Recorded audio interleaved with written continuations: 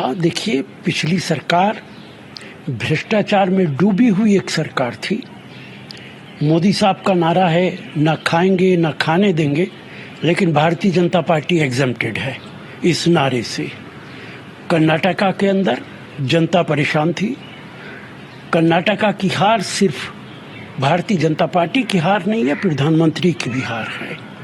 और 5 साल ये सरकार चलेगी और कांग्रेस पार्टी ने जो वादे किए वो निश्चित तौर से पूरे किए जाएंगे।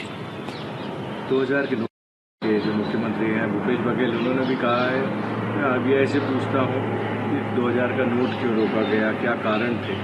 आप अपना ही डिसीजन 7 साल बाद उसको आप चेंज कर रहे हैं, उसके चाटने वाली बात है। देखिए, फैसला आरबीआई का नहीं है। आरबीआई ने तो प्रधानमंत्री के इंस्ट्रक्शन पे ये फैसला लिया है। और ये सरकार पहले जो नोटबंदी हुई थी उससे कोई सबक नहीं सीखी है। आपने 2000 का नोट जारी किया, 1000 और 500 का, ये कह के आपने कहा कि ये लीगल टेंडर नहीं है, चूंकि आपको कालाधन वापस चाहिए था। उस वक्त मुझे याद है कि 15,40,000 करोड़ 1000 और 500 के नोट मार्केट के अंदर थे, जिसमें से 15 लाख करोड़ से ज्यादा वापस आ गए थे। तो वो कालाधन कहाँ चला गया था? अब एक बार फिर आप काले धन की बात कर रहे हैं।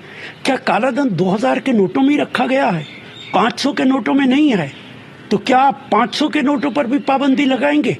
और उस काले धन का क्या हुआ जो आप, अडवाणी साहब, बाबा रामदेव गिनती बताया करते थे कि विदेशी बैंकों के अंदर इतने लाख करोड़ रुपया रखा है? आज तो एक पैसा भी नहीं आया और उसकी चर्चा भी नहीं है।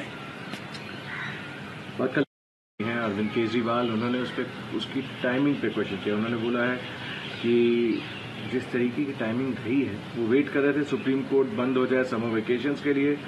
उनको पता है कि ये ऑर्डिनेंस इलीगल है और 5 मिनट भी कोर्ट में नहीं टिकेगा। जब सुप्रीम कोर्ट खुलेगा 1 जुलाई को इसे चैलेंज करेगी राज्य की सरकार। देखिए, ये सरकार चुनी हुई सरकारों को विपक्ष की बर्दाश्त करने को तैयार नहीं है। दिल्ली के अंदर पूरा कंट्रोल चाहती है, जिसकी वजह से ये ऑर्डिनेंस लेकर आए हैं। आपने देखा है कश्मीर को यूनियन टेरिटरी बनाया ताकि उस पे भी इनका पूरा कंट्रोल रहे। 1947 से लेकर 2014 तक सिर्फ 679 ऑर्डिनेंसेस जारी किए तमाम सरकारों ने, और मोदी सरकार ने पिछले 9 सालों के अंदर 85-90 ऑर्डिनेंसेस जारी कर दिए।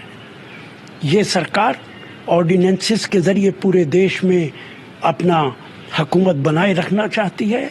ना पार्लियामेंट की इज्जत है, ना संविधान की इज्जत है, सत्ता की भूखी हुई ये सरकार है।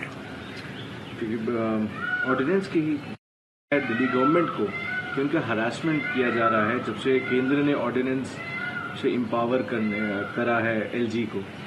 जिस तरीके से ये मामला सामने आया है, आपका क्या पॉइंट ऑफ व्यू है कि ब्यूरोक्रेट्स तो कितना? देखिए, ब्यूरोक्रेट्स तो बेचारा दबाव में काम कर रहा है। भारत सरकार के दबाव में आईएएस आईपीएस लोग काम करते हैं। अगर अभी तो सुप्रीम कोर्ट का फैसला आया है 2-4 दिन पहले, तो ये तो संभव नहीं है कि 2-4 दिन के अंदर दिल्ली की सरकार ने उनको परेशान करना शुरू किया हो। उससे पहले भी सेंट्रल गवर्नमेंट उनके ऊपर हुकूमत कर रही थी और अब ऑर्डिनेंस के बाद भी वही हुकूमत कर रही है। बात कर लेते हैं sir, chargesheet Congress leader Jagdish Tytler थे 1984 के जो एंटी सिख राइट्स हुए थे केस, उसके ऊपर उस कनेक्शन में उनके ऊपर ये केस। देखिए, मैं कहूँगा इसकी पूरी मालूमात हमें नहीं है कि क्या है, लेकिन इसकी मालूमात होगी तो आपसे बात करेंगे। और आज 35 साल के बाद सीबीआई ये काम कर रही, पहले किए क्यों नहीं किया? अगर वो गुनाहगार हैं तो उनको पहले सजा मिलनी चाहिए थी। आखिरी प्रश्न मेरा अन्नामलाई, उन्होंने कहा है कि भाजपा के बिहाफ से तमिलनाडु विंग के और तमिलनाडु के लोगों के बिहाफ पे रिक्वेस्ट करेंगे निर्मला सीतारमण से इंस्ट्रक्ट करें फाइनेंस मिनिस्ट्री को कि जितना भी 2000 का इनकमिंग पैसा नोट आएगा तमिलनाडु के थ्रू, जितने भी सोर्सेज होंगे, क्योंकि जो करप्ट डीएमके हैं, जो आपकी काफ़ी करीबी पार्टी है, उन्होंने यूज़ किया होगा, उसको रेगुलराइज करने की कोशिश करेंगे डीएमके पार्टी।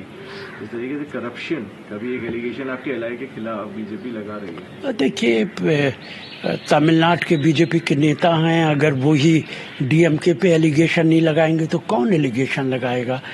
तमिलनाडु के अंदर बीजेपी की कोई हैसियत, कोई औकात नहीं है, इसलिए उनके इस बयान का कोई बहुत मतलब नहीं है। वो जो चाहे बयान दें, उससे कोई फर्क नहीं पड़ता है।